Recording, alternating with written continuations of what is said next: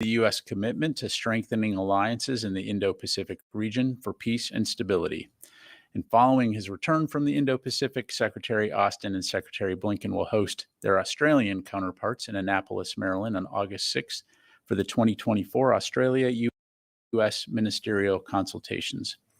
We'll have much more to provide on the Secretary's upcoming trip and the Australia-U.S. ministerial consultations in the near future. Separately, Secretary Austin hosted Estonian Minister of Defense Hanno Pevkur here at the Pentagon earlier today to discuss a range of regional and bilateral issues. The discussions underscored the importance of maintaining NATO today with Ukrainian Minister of Defense Rustem Umerov. During the call, the Secretary reaffirmed the unwavering support of the United States for Ukraine in the face of Russian aggression. The two leaders also discussed the outcomes of the NATO summit in Washington and the steps allies are taking to support Ukraine.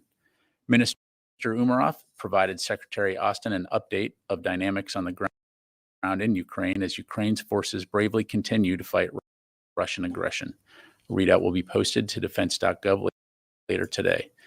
And finally, the 2024 U.S.-Iraq Joint Security Cooperation Dialogue concludes today after 2 days of senior-level working group meetings and dialogue exchange focused on both nations' commitment to strengthening our important bilateral strategic relationship. Secretary Austin will host Iraqi Minister of Defense Tabit al-Abbasi in the Pentagon this afternoon to discuss the U.S.-Iraq bilateral defense relationship and the efforts of the Joint Security Cooperation Dialogue and Higher Military Commission.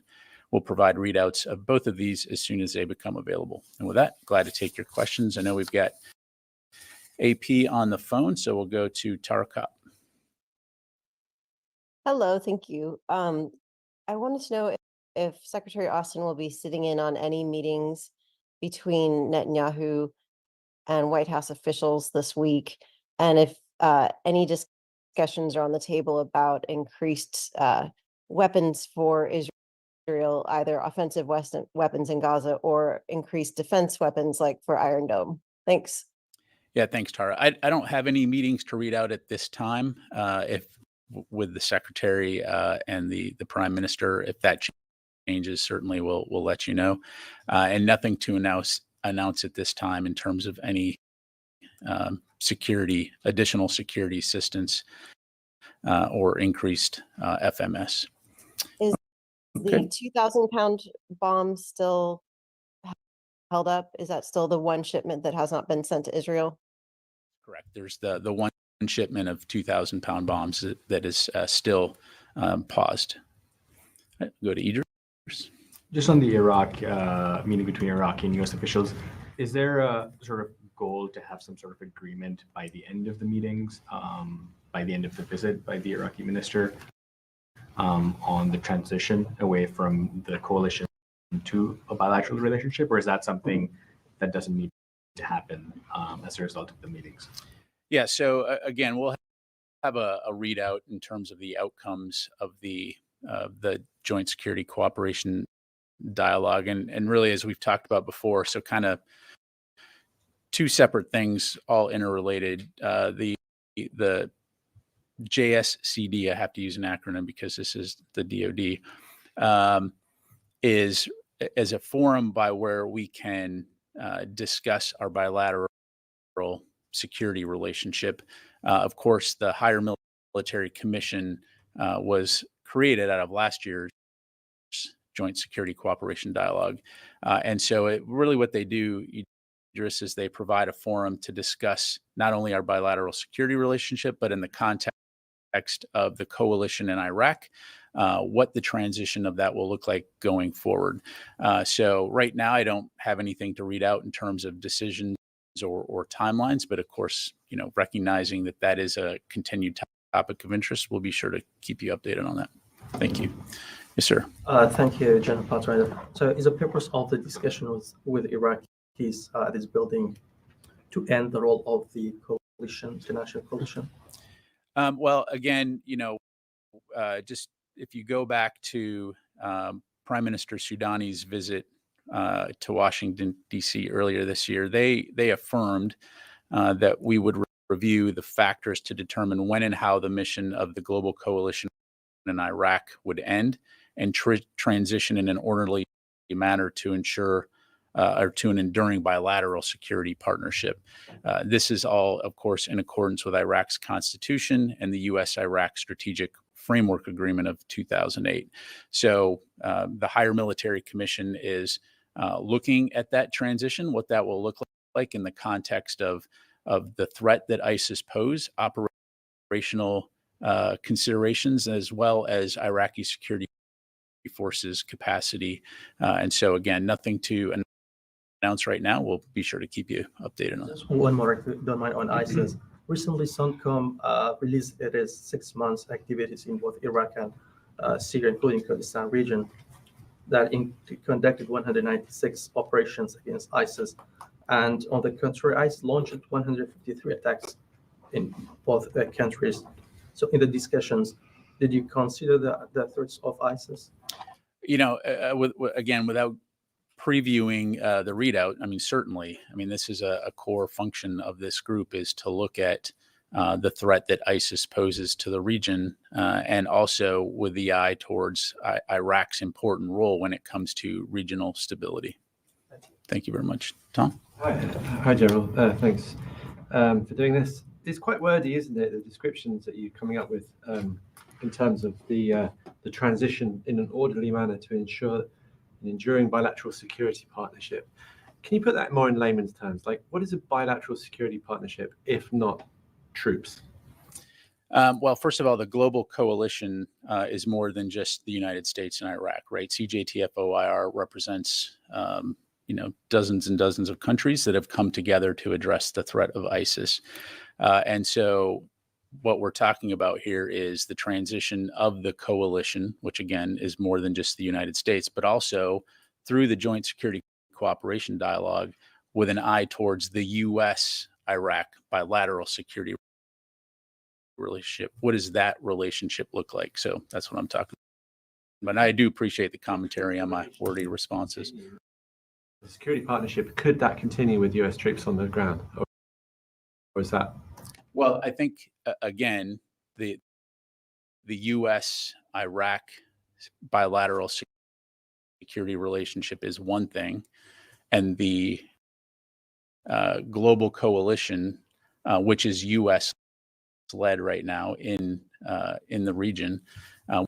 It's a very well put question, very eloquently stated. I just can't answer it. Thanks. Yes, sir. Thanks. Last week, General Brown said in response to the attack in Iraq, which the Pentagon attributed to an Iran-backed group, he said that the U.S. would respond at a time and place of its choosing. Previously, you guys have said we reserve the right to do so.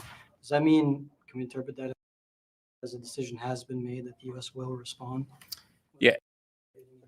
Yeah, thanks for the question, Joseph. So, I'm not going to forecast or telegraph any potential future operations. I think what the chairman was saying, and he's right, is that we always reserve the right to respond at a time and place of our choosing, and that we will put the protection of our forces first and foremost, the safety of our forces. So I'll just leave it there. And then secondly, the Yemen's Houthis this morning have put out a new list of targets that they may attack in Israel.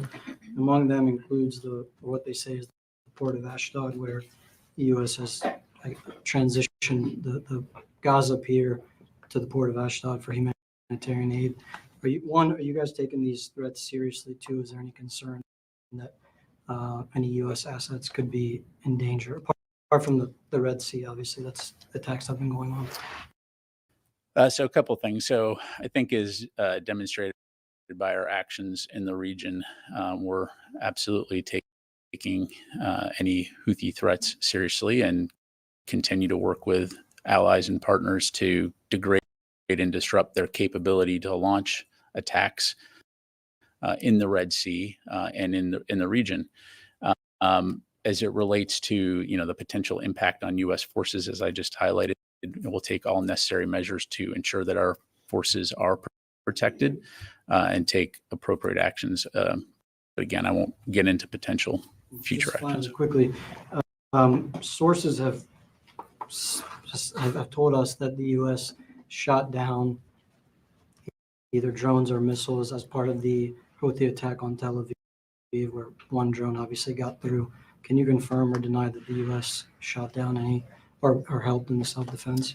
Yeah, I don't have anything to provide beyond what CENTCOM has already put out in their daily CENTCOM updates.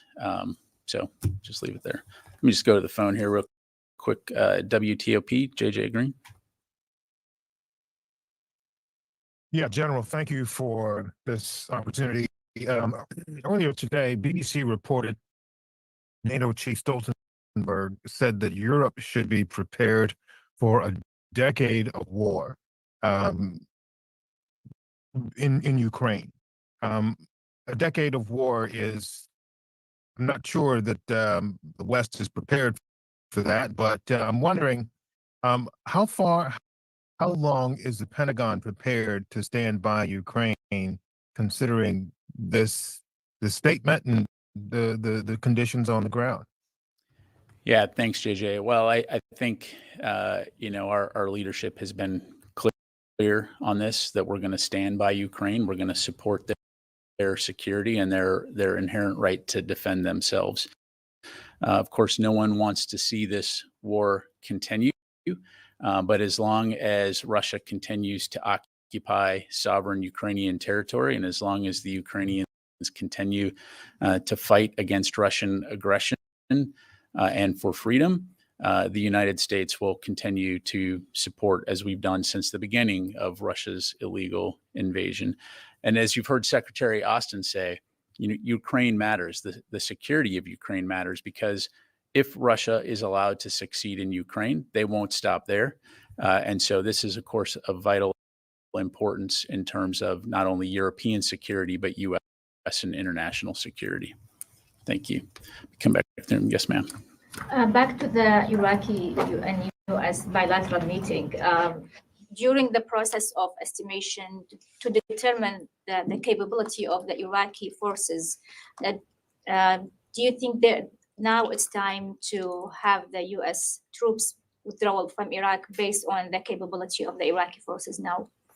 Well, again, I won't get ahead of the discussions within the Higher Military Commission and their recommendations to the senior leaders of both of our countries, Iraq and the United States.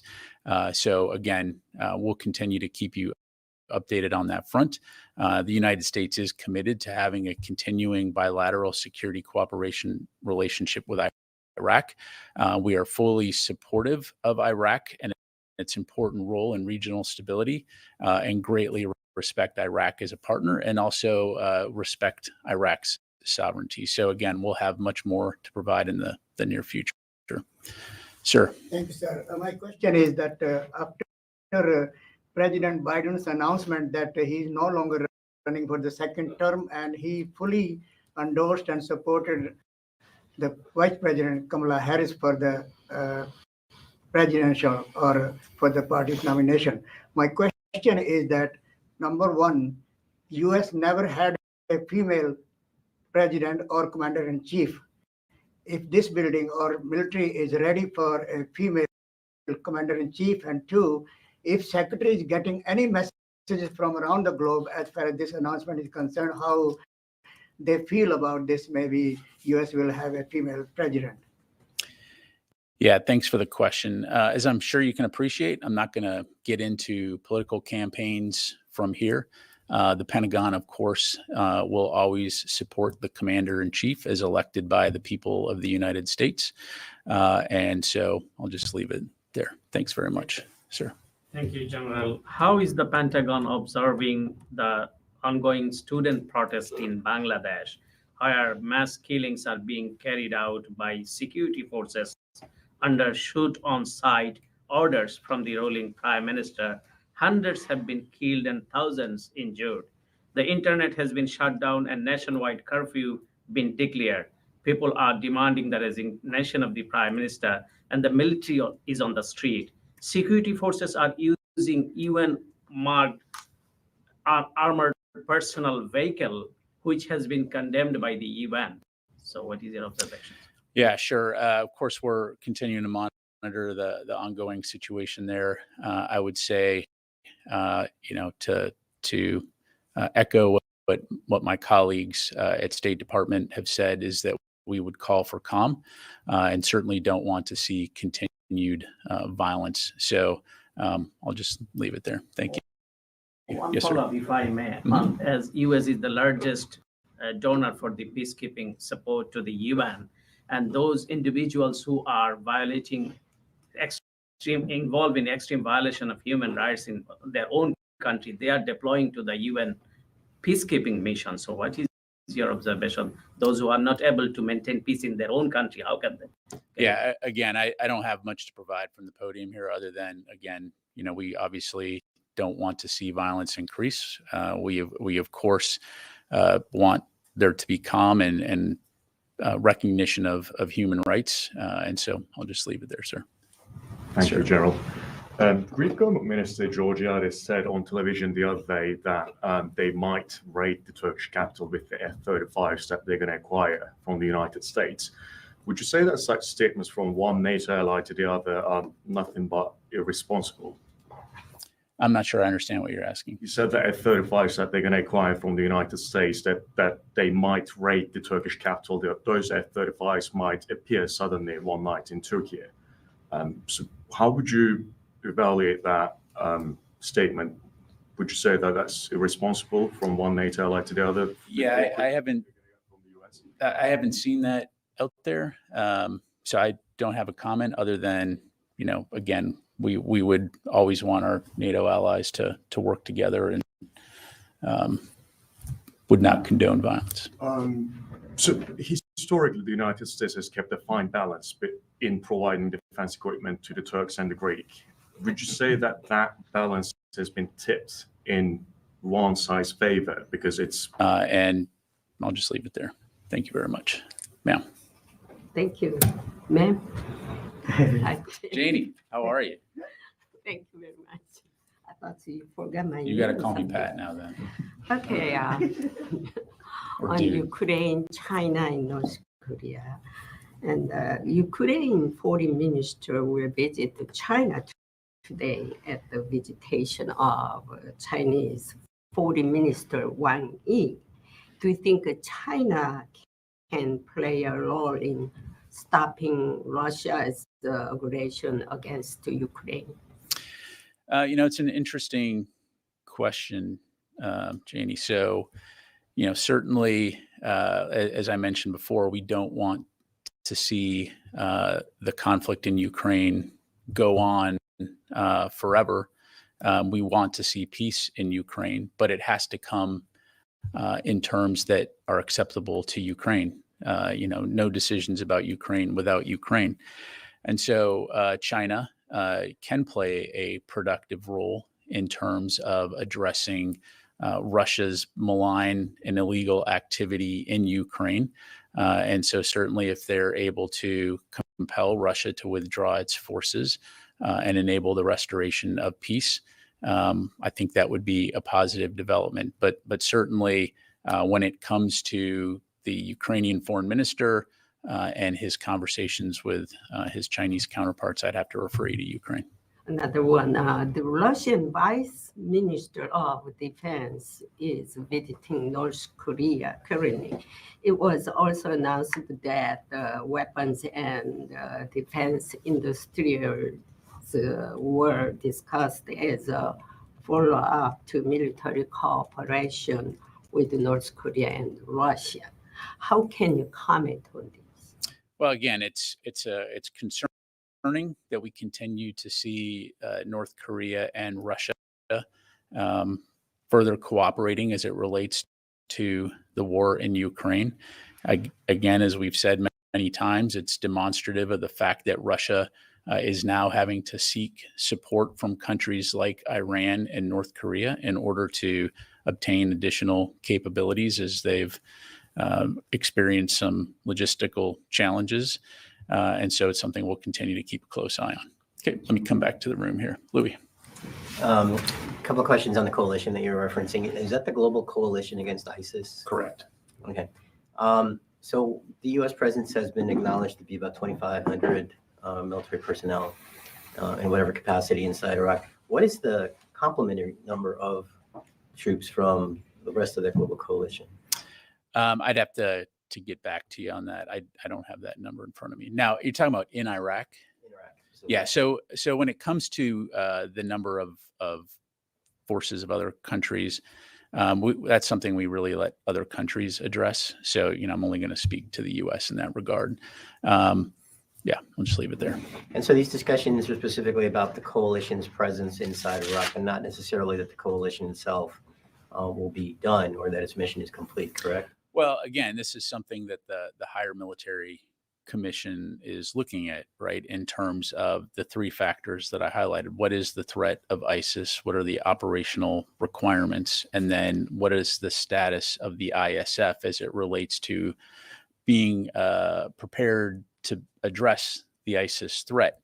And so that's not to say that members of the coalition can't play an important role, whatever that may be, as it relates to Iraq's preferences in terms of addressing ISIS. And so that's part of those discussions. Again, recognizing the fact that it's not just the United States. This is an international coalition that 10 years ago came together to defeat ISIS. And so part of this is ensuring that ISIS can't resurge. We know that they remain committed to resurging, and we know that they remain committed to directing and inspiring attacks. And so I think it's a very positive development that the HMC as a forum is able to come together and look at this holistically, also with an eye towards our own U.S.-Iraq bilateral security relationship. And if I could switch gears towards JLOTs, since we're close to the 31st, which is the end of the authorization date, are those components now heading back to the U.S., or when can we expect them to? So the JLOTS components are being packed up. I'm not going to, for operation security reasons and policy reasons, I'm not going to get into specific redeployment timelines. But as we briefed recently, as Admiral Cooper from CENTCOM briefed recently, the JLOTS mission has concluded. He said mission complete. I'm saying it has concluded. Thank you. Thank you. Jared. So just if I could follow up on Joe's question, how concerned is the department that these Israeli strikes in Yemen and vice versa could lead to additional escalation, or is there confidence within the department that this is still largely contained? Yeah, so a couple things here. So again, we've always been concerned about regional escalation and remain so, and so we'll continue to do, take appropriate steps to deter potential an expansion of regional conflict, both through our force presence, but also importantly through diplomatic means. I think you heard the Israelis say they had been targeted by the Houthis over 200 times. Obviously, the vast majority of those attacks were taken down through air defense capabilities, and one got through. So we absolutely support their inherent right to defend themselves against these kinds of attacks. But to answer your question, yes, we will remain focused on trying to prevent a wider regional conflict. Did the U.S. advise the Israelis against striking within Yemen? Look, there was no U.S. involvement in their strike. Again, they gave us advance notice that they were going to do it. I won't go into more detail beyond that, other than there was no U.S. involvement, and we support their right to defend themselves. Okay, can take a couple more. Let me go to Jeff Shogel, task and purpose.